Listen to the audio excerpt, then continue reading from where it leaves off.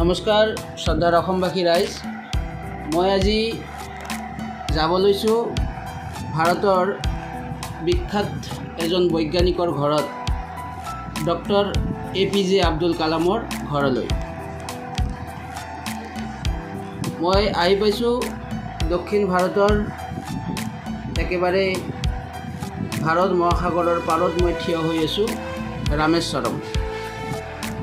মই doctor APJ Abdul কালামৰ ঘৰত যোৱাৰ আগতে যিহেতুকে ভগৱান পুৰুষোত্তম ৰামচন্দ্ৰ ইয়াত বহুত লীলা কৰিছে, সেইহেতু মই প্ৰথমতে সেই পুৰুষোত্তমৰ যে জ্যোতিৰ্লিং ৰামেশ্বৰম সেয়া মই বাবাক দৰ্শন কৰি মই ডক্টৰ APJ আব্দুল কালামৰ ঘৰলৈ যাম।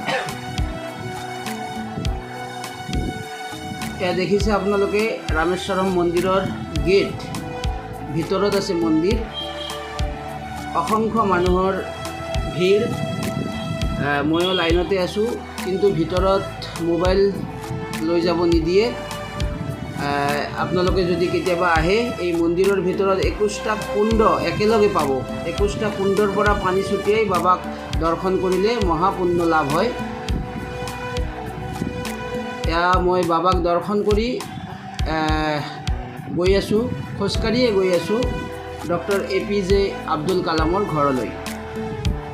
বিচাৰি পোৱা নাই এই ৰাস্তা, 2 ঠাইমানত সুধিলোঁ, মোক দেখুৱাই দিলে।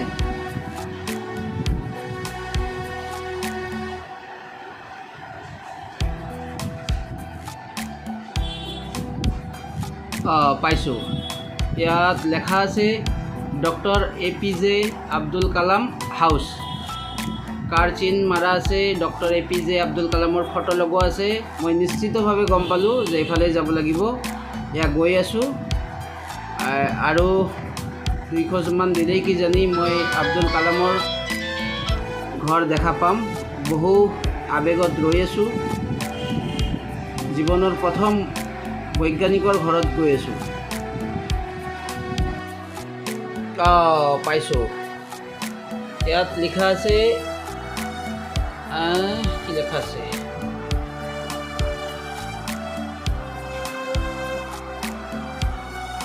দূৰৰ পৰা দেখিছোঁ কালাম হাউচ, এনেকুৱা কিবা এটা লেখা আছে। House of Kalam, house of Kalam, অৰ্থাৎ এইটোৱে ডক্টৰ APJ আব্দুল কালামৰ ঘৰ হয়। মেইন ৰাস্তাৰ পৰা অকণমান গলিৰ ভিতৰত কালাম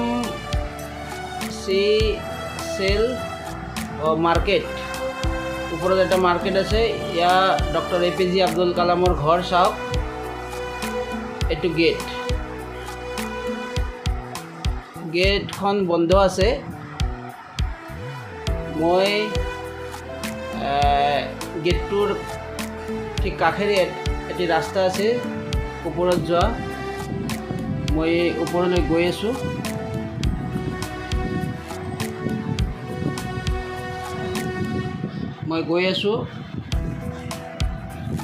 চিৰি আছে। অফিচত কোনোবাই নহয়, এইটো অফিচ নহয়। APJ আব্দুল কালামৰ ফটো এইবোৰ লগোৱা আছে, সকলোৱে চাই তাত গৈ। আৰু এটা মাৰ্কেটো আছে, এই মাৰ্কেটৰ ভিতৰতো বিভিন্ন দোকানপাট আছে। আৰু ডক্টৰ APJ আব্দুল কালামৰ মিউজিয়াম এটি আছে, ঘৰতেই আছে, দেখিছে আপোনালোকে।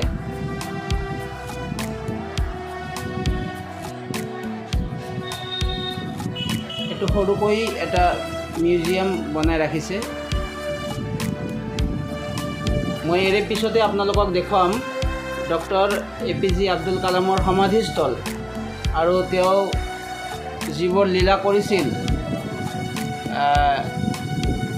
একেবাৰে ধুনীয়াকৈ মূৰ্তি আকাৰে তাত সুন্দৰকৈ আছে। মই আপোনালোকক দেখুৱাম। এই হ'ল ডক্টৰ APJ আব্দুল কালামৰ ঘৰ। মোৰ খুবেই ভাল লাগিছে, সঁচাকৈ তেনেকুৱা এজন ধন্য ব্যক্তি এই ঠাইত আছিলে আৰু সেই ঠাই যি দৰ্শন কৰিব পাৰিছোঁ নিজকে ধন্য বুলি ভাবিছোঁ। আপোনালোকেও কেতিয়াবা আহিব, খুব ভাল লাগিব। ৰামেশ্বৰম অতি পুণ্যৱান ঠাই। এই পুণ্যৱান ঠাইৰ বাবে হয়তো এনেকুৱা ধৰণৰ এজন বিখ্যাত মানুহে ইয়াত জন্ম পাইছিল। মই এতিয়া আহিছোঁ ডক্টৰ APJ আব্দুল কালামৰ সমাধিস্থল। এয়া দেখিছে, অতি সুন্দৰ, অতি সুন্দৰ। কিমান যে ভাল লাগিছে মই আপোনালোকক বুজাই ক'ব পৰা নাই। এয়া দেখিছে ডক্টৰ APJ আব্দুল কালামৰ সমাধিস্থল। ইয়াতে তেওঁৰ শেষ কৃত্য নশ্বৰ দেহ কবৰ দিয়া হৈছিল আৰু সেই কবৰৰ ওপৰত ইমান ডাঙৰ সমাধি বনাইছে, মানে নেদেখিলে ভাবিবই নোৱাৰি। ভাৰতৰ প্ৰধানমন্ত্ৰীৰ উদ্যোগত এই সমাধিস্থল গঢ়ি উঠিছিল। ভাৰতৰ প্ৰধানমন্ত্ৰী নৰেন্দ্ৰ মোদী ডাঙৰীয়াৰ নেতৃত্বত আৰু নৰেন্দ্ৰ মোদী ডাঙৰীয়াৰ সহযোগত খুব ধুনীয়াকৈ ডক্টৰ APJ আব্দুল কালামৰ এই সমাধিস্থলী খুব সুন্দৰকৈ বনাইছে। এই সমাধিৰ ভিতৰতো কিন্তু মোবাইল লৈ যাব নিদিয়ে। এই সমাধিৰ ভিতৰত খুব ধুনীয়াকৈ একেবাৰে পুতলাৰ নিচিনাকৈ বনাই, অৰ্থাৎ একেবাৰে মানুহৰ নিচিনাকৈ বনাই যিবোৰ কাৰুকাৰ্য কৰিছিল, কিছুমান বিশেষ মুহূৰ্ত ডক্টৰ APJ আব্দুল কালামৰ লগত যিবোৰ ঘটনা আছে একেবাৰে বাস্তৱভাৱে মানে তাত সুন্দৰকৈ ৰখা আছে, ৰাখি থোৱা হৈছে।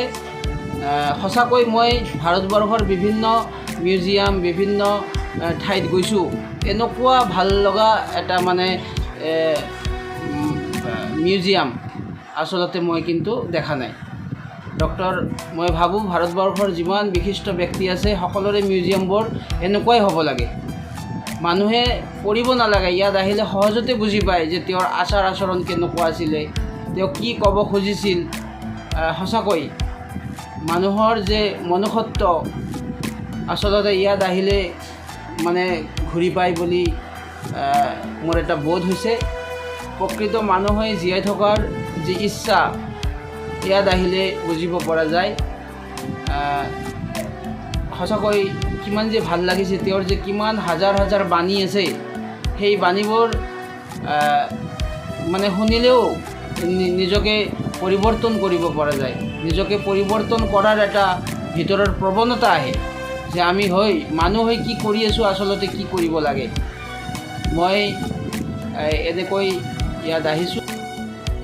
আপোনালোকৰ যদি সময় সুবিধা হয় নিশ্চয় ইয়াত আহিব, ল'ৰা ছোৱালী সকলোকে লৈ আহিব। তেতিয়া তেওঁলোকেও এটা শিক্ষাৰ আৰু জীৱনত মানে সঁচাকৈ বাচি থকাৰ যি চেতনা, মই ভাবোঁ ইয়াত আহিলে নিশ্চয় জাগ্ৰত হ'ব।